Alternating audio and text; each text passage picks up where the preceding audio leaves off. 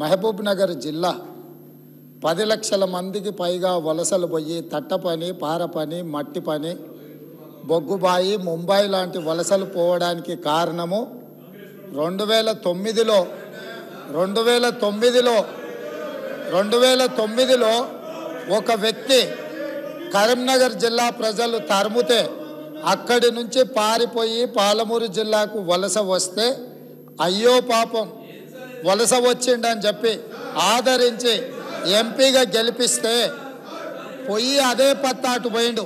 ఇవాళ అలాంటి జిల్లాకు సంబంధించి కృష్ణానది జలాల మీద చర్చ జరుగుతున్నప్పుడు ఆ మహానుభావుడు ఇక్కడికి రాకుండా ఫామ్ హౌస్లో దాచుకొని ఈరోజు తెలంగాణ సమాజాన్ని అవమానిస్తున్నాడు. ఇప్పుడు రేవంత్ రెడ్డి గారు కూడా తెలంగాణ ఉద్యమం గురించో తెలంగాణ గురించి మాట్లాడితే దయ్యాలు వేదాలు వెళ్ళించినట్టు ఉంటుంది. ఈయన మాట్లాడేది అధ్యక్ష. ఇప్పుడు ఈయన గారు కేసీఆర్ గారిని కరీంనగర్ నుంచి తరిమితే మహబూబ్నగర్ వచ్చిందన్నారు. ఆయన జీవితంలో ఓటమెరగని నాయకుడు. సిద్దిపేటలో అయినా, కరీంనగర్ అయినా, మహబూబ్ నగర్ అయినా, గజ్వేల్ అయినా. మరి నిన్ను కొడంగల్ తరిమితే నువ్వు మల్కాజిగిరికి వచ్చినావా? నువ్వెందుకు వచ్చినావు మల్కాజిగిరికి? 1 వేలు మమ్మల్ని చూపిస్తే 2 ఏళ్ళు మిమ్మల్ని చూపిస్తాయి.